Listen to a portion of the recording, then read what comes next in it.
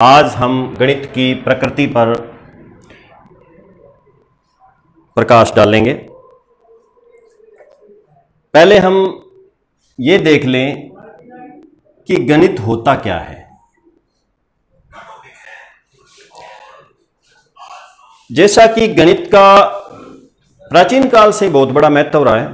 ये दो शब्द मैथ्स और मैटिक्स, मैथमेटिक्स, जिसमें एक तो मैथ और एक मैटिक्स, दो शब्दों से बना है।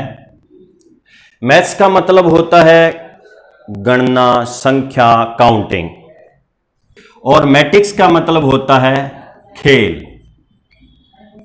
और ट्रिक्स भी बोल सकते हैं। अर्थात इसका जो शाब्दिक अर्थ है वो होता है गणनाओं का खेल, संख्याओं का खेल। तो दोस्तों, गणित का शाब्दिक अर्थ गणनाओं का खेल या संख्याओं का खेल है। बिल्कुल सिंपल रूप से कहें तो हम कह सकते हैं कि गणित वह शास्त्र है जिसमें गणना की प्रधानता होती है।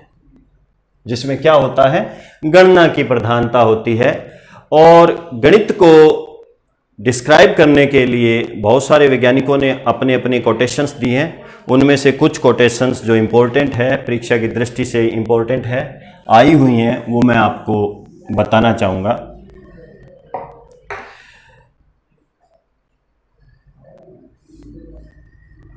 सबसे पहली कोटेशन है कि गणित वह मार्ग है जिसके द्वारा बच्चों के मन या मस्तिष्क में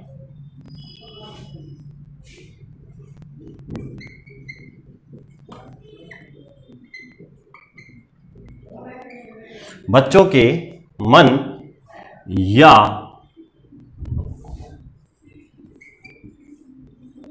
मस्तिष्क में तर्क करने की आदत स्थापित होती है। क्या करने की आदत स्थापित होती है? तर्क करने की आदत स्थापित होती है। बहुत ही अच्छी कोटेशन है ये। और ये कोटेशन किसकी है? लॉक की। लॉक ने बोला है कि गणित वह मार्ग है जिसके द्वारा बच्चों के मन या मस्तिष्क में तर्क करने की आदत स्थापित होती है। क्योंकि ये गणित हमेशा तर्क पर आधारित होता है, तार्किक होता है, तो तर्क करने की आदत स्थापित होती है। ये लॉक ने बोला है। सेकंड जो है, छोटी सी कोटेशन है लेकिन बहुत ही अच्छी कोटेशन है कि गणित सभी विज्ञानों का सिंह द्वार भी बोल सकते हो, मुख्य द्वार भी बोल सकते हो, मुख्य द्वार एवं कुंजी है। ये एमपी टेट, यूपी टेट और हरियाणा टेट में आया हुआ है। और थर्ड ग्रेड 2010 में भी ये क्वेश्चन आया हुआ है कि ये किसने कहा था? बेकन ने। और ये बेकन ने कोटेशन किस लिए कही? ये कही थी गणित की प्रकृति को देखते हुए, कि जो गणित की प्रकृति है वो तार्किक है और विज्ञान है वो गणित पर आधारित होता है। इसलिए उसने कहा था कि गणित सभी विज्ञानों का सिंह द्वार या मुख्य द्वार एवं कुंजी है। और ये बात हम आगे भी इस बात को रिपीट करेंगे। और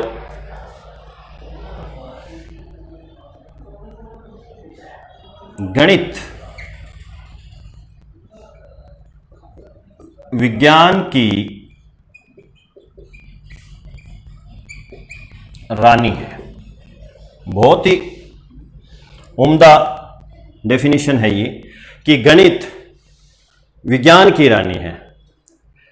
तो गणित को विज्ञान की रानी मतलब विज्ञान पे इंटरडिपेंडेंट है, विज्ञान है, उसकी रानी किसने बताया है? ये बताया है घोष ने। किसने बताया दोस्तों? घोष ने। तो गणित को डिफाइन करने के लिए हमारे पास 3 कोटेशंस आ गई। पहली में बोल रहा है कि इससे बच्चों में तर्क शक्ति मतलब पैदा होती है, आदत स्थापित होती है, ये विज्ञान का मुख्य द्वार है, ये बेकन जी ने कहा था। और गणित विज्ञान की रानी है, ये घोष ने कहा था। और इसके अलावा गणित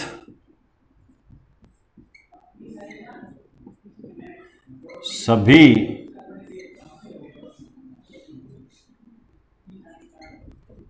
वैज्ञानिक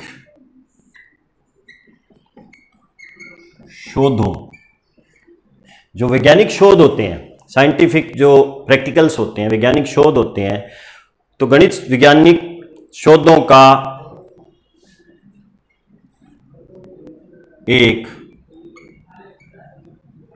अति महत्वपूर्ण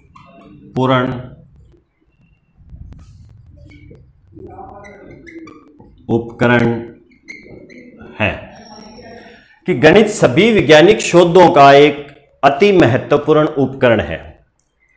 तो जितने भी वैज्ञानिक शोध होते हैं उसमें गणित का तो प्रयोग होता है, तो इसलिए अति महत्वपूर्ण उपकरण है। और ये कहा था मिस्टर बर्थलोट महोदय ने ये कहा था कि वैज्ञानिक शोधों का महत्वपूर्ण उपकरण है। तो 4 डेफिनेशंस हो गई हैं। इसके अलावा एक और डेफिनेशन मैं बताता हूं आपको, वो भी इंपॉर्टेंट है परीक्षा की दृष्टि से, और होगवेन ने कहा है, और ये आया हुआ क्वेश्चन है कि गणित सभ्यता एवं संस्कृति का दर्पण है। गणित सभ्यता एवं संस्कृति का दर्पण है। तो ये मिस्टर होगवेन ने कहा है। तो ये आपकी गणित की वेरियस डेफिनेशंस थी, और जो ये बताती थी गणित के बारे में, गणित की प्रकृति हम आगे करेंगे। इन्हीं डेफिनेशंस के आधार पे हम क्या कह सकते हैं, ये देखिए। ये मैं आपको, हम कह सकते हैं कि ये जो गणित है ये क्या है? ये गणित जो है स्थान और संख्याओं का विज्ञान है। थ्योरेटिकल मैं बता दूं कि ये गणित, क्योंकि ये जो टॉपिक है ये आप ढंग से सुनिए, बार बार सुनिए, आपके माइंड में सेटअप हो जाएगा। और चाहो तो लिख सकते हो इनको, मैं थ्योरेटिकल बता दूं ये कि इन डेफिनेशंस के आधार पे हम कह सकते हैं कि ये जो गणित है वो संख्याओं का और स्थान का विज्ञान है। इसके अलावा गणना, संख्या में गणना ही होती है, गणनाओं का माप तोल जिसमें चलता है, मापन होता है, और मात्रा या जिसमें परिमाण निकाला जाता है, दिशा, इन सब का क्या है? विज्ञान है। दोस्तों ये क्वेश्चन आता है कि निम्नलिखित में से क्या असत्य है? गणित दिशा का विज्ञान है, गणित मात्रा का विज्ञान है, गणित संख्याओं का विज्ञान है, ठीक है। और डी दे देगा आपको कि गणित उपरोक्त सभी, ठीक है। तो पता ही है अगर उपरोक्त सभी आएगा, लेकिन जिसने ये देख लिया कि यार गणित दिशा का कैसे है, तो वो दिशा कराएगा। तो आपने कंफ्यूज नहीं होना, क्योंकि गणित दिशा का भी विज्ञान है भाई। हम कौन सी दिशा में किस डिग्री एंगल पे, उत्तर दिशा में कितनी डिग्री एंगल पे जाना है, इस तरह से हमारी जो लॉन्गिट्यूड, एटीट्यूड, लॉन्गिट्यूड वगैरह जो डिसाइड होती है वो क्या है? संख्या ही है। और संख्या का मतलब क्या है? गणित है। तो दिशा का ज्ञान है। तो ये चीज ध्यान में रखिएगा। इसके अलावा हम कह सकते हैं कि गणित है ना, वो क्रमबद्ध है, संगठित है, क्रमबद्ध है और यथार्थ है। एक्चुअल शाखा है वो बिल्कुल। और जो मात्रात्मक वैल्यूज हैं, मात्रात्मक मान हैं, उनका और उसके जो रिलेशंस हैं, संबंध आपस में, उनका अध्ययन भी गणित है। कोई भी मात्रात्मक मान है और उसका रिलेशन है कोई किसी न किसी के साथ से, उसका जो अध्ययन है वो क्या है? गणित है। मात्रात्मक मान लिया कि किसी घनाभ में लंबाइयाँ ये है, ये है, ये है, लंबाई चौड़ाई ऊंचाई दे दी, और उसका आयतन निकाल रहे हैं, मतलब उसमें कैपेसिटी के साथ उसका रिलेशन निकाल रहे हैं, तो वो भी क्या है? गणित है। इसके अलावा ये तार्किक विषयों का विज्ञान है, तर्क पे आधारित है, और ये इसको यूं भी बोल सकते हैं आगमनात्मक और प्रायोगिक विज्ञान है, प्रैक्टिकल पे आधारित विज्ञान है। ये चीजें गणित में आ जाती है। इसके बाद में हम गणित की प्रकृति पर डिस्कशन करेंगे। देखिए, गणित की प्रकृति।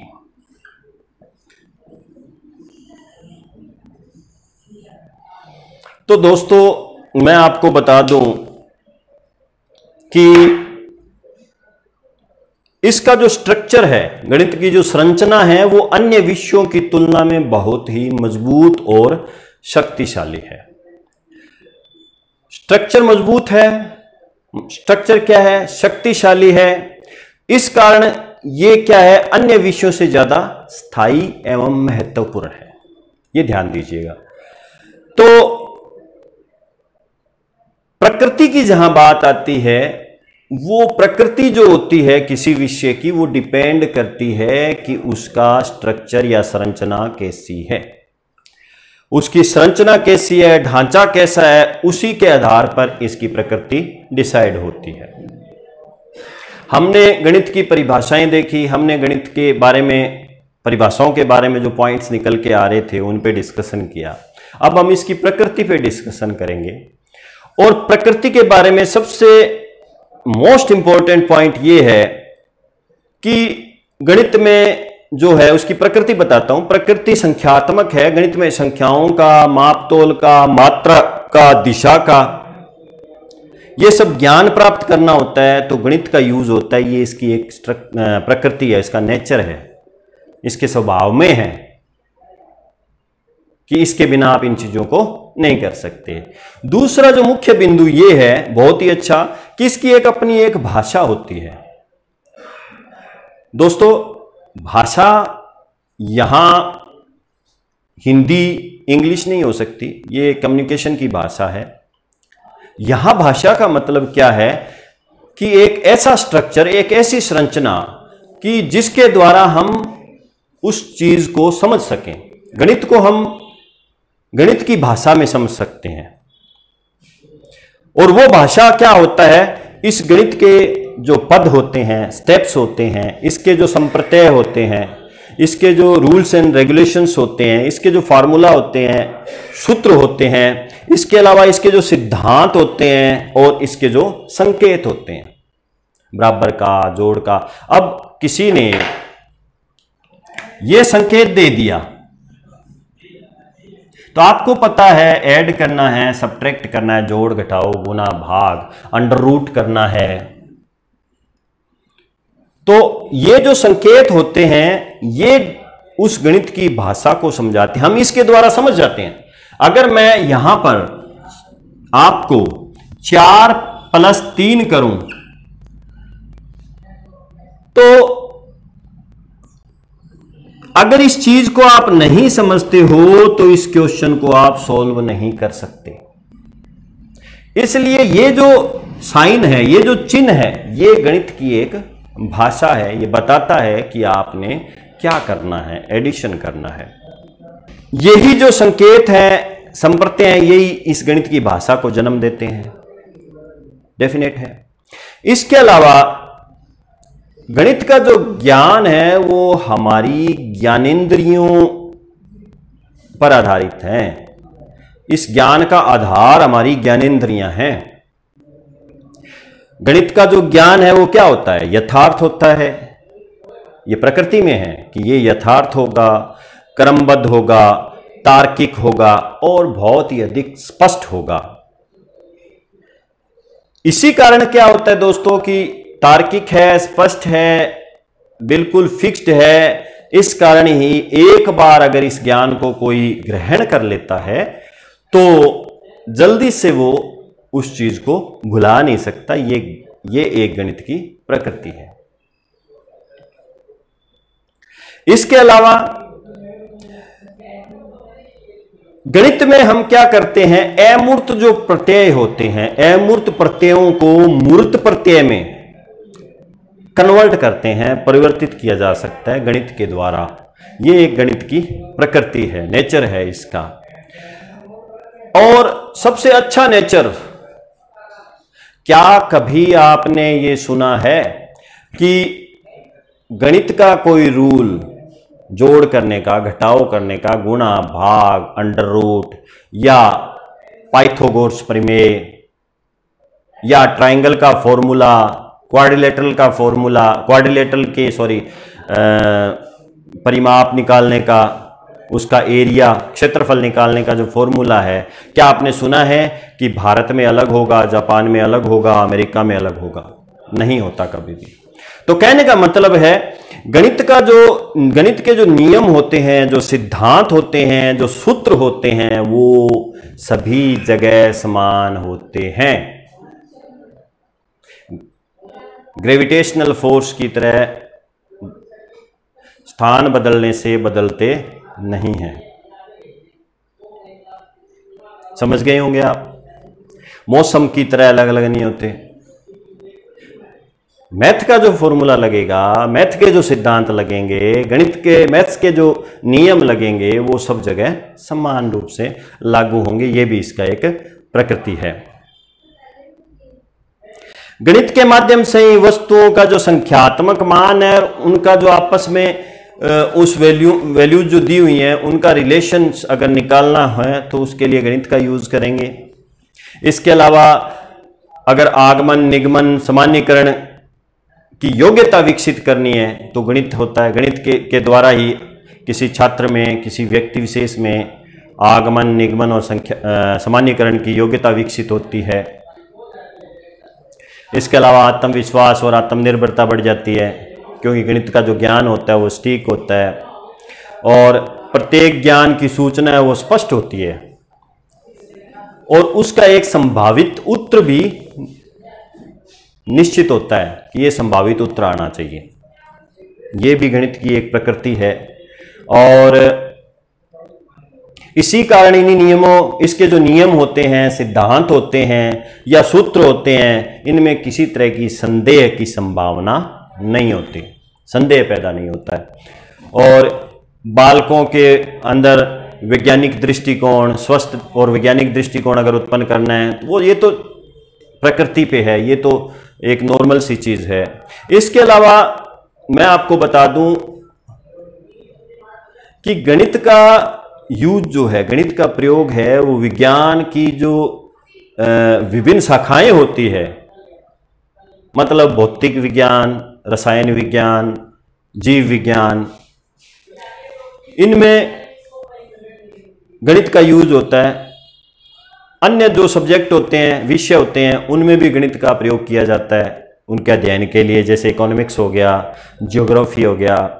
जहां पे भी कैलकुलेशन की बात आएगी वहां पर गणित का प्रयोग होगा, चाहे हिस्ट्री है, चाहे पॉलिटिकल है, चाहे जियोग्राफी है। लेकिन विज्ञान का और इसका गहरा संबंध है।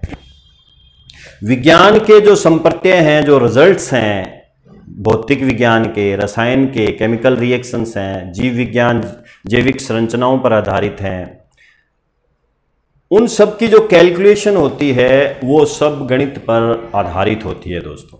ये भी गणित की एक विशेष प्रकृति है। इसके अलावा आपको मैंने बताया था रोजर बेकन का कोटेशन, इन्हीं मैंने बताया था, बाद में डिस्कशन करेंगे कि शायद दो या तीन नंबर कोटेशन बताया था कि विज्ञान के साथ इसी रिलेशन को लेकर जो है वो कह सकते हैं कि गणित विज्ञान का सिंह द्वार या मुख्य द्वार है। ये किसने कहा था? रोजर बेकन ने। तो ये था दोस्तों गणित की प्रकृति के बारे में। इसके बाद एक छोटा सा मैं आपको बताता हूं, इंपॉर्टेंट क्वेश्चन है वो ये कि श्री CV भीमशंकरन बहुत अच्छे गणितज्ञ हुए हैं। उन्होंने एक पुस्तक लिखी थी, वो क्या थी? ये इनकी पुस्तक है। ये कई बार आ जाता है, मैथमेटिक्स एजुकेशन किसने लिखी? श्री CV भीमशंकरन ने लिखी थी। ये किताब लिखी थी, इसमें भी इन्होंने यही जिक्र किया है, ये सभी बातों का जिक्र किया है कि ये जो होता है परिमाणात्मक होता है, परिमाण निकलते हैं इसमें, परिमाणात्मक होता है और ये क्रमबद्ध होता है, इसकी भाषा निश्चित होती है। इसके अलावा इन्होंने एक बहुत अच्छी बात कही थी कि ये अंतर्राष्ट्रीय है।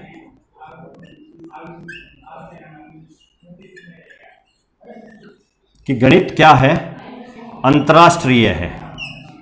और मैंने आपको अभी थोड़ी देर पहले बताया कि गणित के जो रूल्स हैं, रेगुलेशंस हैं, वो सब जगह समान रूप से लागू होते हैं।